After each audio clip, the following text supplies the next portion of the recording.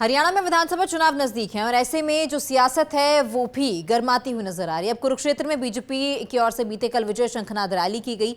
हरियाणा के किसानों को बड़ा तोहफा दिया गया, जहां किसानों का 133 करोड़ का कर्ज माफ कर दिया गया। विधानसभा चुनाव से पहले सीएम सैनी ने जो है कुरुक्षेत्र में इसका ऐलान किया है।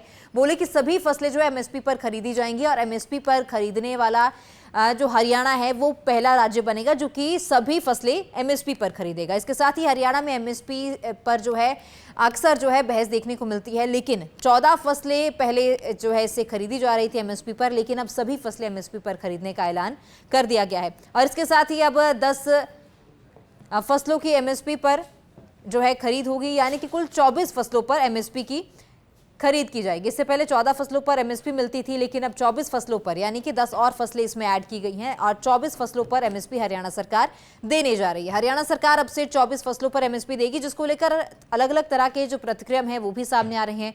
इससे पहले बीते कल जब ये रैली हुई तो शिक्षा मंत्री धर्मेंद्र प्रधान भी, केंद्रीय मंत्री जो हैं वो भी वहां पर मौजूद थे। उन्होंने कहा कि सभी फसलों में एमएसपी देने वाला हरियाणा पहला राज्य बनेगा। और वहीं सीएम सैनी की ओर से क्या कुछ कहा गया, साथ ही केंद्रीय मंत्री धर्मेंद्र प्रधान वहां पर मौजूद थे, उन्होंने क्या कहा, साथ ही इस पर प्रतिक्रिया क्या कुछ आए, किस किस ने प्रतिक्रिया दी है, वो भी आप सुनिए। आज तक प्रदेश के किसानों को की तरफ से पिछले अभियान का जो 133 करोड़ 55 लाख 48 हजार रुपए बकाया था, आज उसको माफ करने की मैं घोषणा करता हूं। इससे हरियाणा के किसानों को हर वर्ष लगभग 54 करोड़ रुपए की लागत की राहत मेरे हरियाणा प्रदेश के किसानों को मिलेगी। मैं कहता हूं कोई भी एमएसपी का कानून इस देश में नहीं है। एमएसपी के नाम के ऊपर ये कहा जाता है कि हम इस भाव से फसल खरीदेंगे। सरकार की मर्जी है खरीदे ना खरीदे। सूरजमुखी पे लट खाए कि नहीं खाए लोगों ने यहाँ पे? क्यों बिकी एमएसपी पे? कभी कपास बिकी है एमएसपी पे, कभी धान बिका एमएसपी पे। लोग परेशान है कि नहीं है? तो सिर्फ जाओ खेती करो, पता लगेगा क्या होता है खेती। अब वो फसल बढ़ाने की बात कह रहे हैं। 10 साल तक इन्होंने एमएसपी की फसलें बढ़ाई नहीं, अब कह रहे घोषणा करके फसलें बढ़ाएंगे। 35 दिन में कौन सी फसल तैयार कर लोगे आप? बताओ। ये तो अगली सरकार को ही करना। जब हम कह चुके हम तो एमएसपी गारंटी देंगे, हमारी कॉपी कर रहे हैं। ये घोषणा क्या अर्थ है?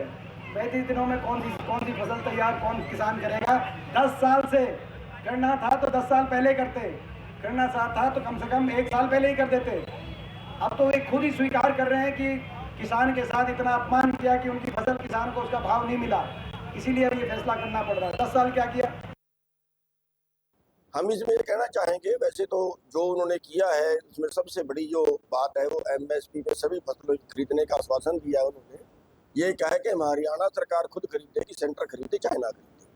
पहली बात हम धन्यवाद करेंगे, और दूसरा हम ये कहना चाहेंगे कि ये सब इसलिए हुआ है कि हमने संयुक्त संघर्ष पार्टी खड़ी की है और अब सरकार को, अब राजनेताओं को ये लगने लगा है कि अगर किसान सत्ता में आ गया तो बहुत कुछ बदलने वाला है।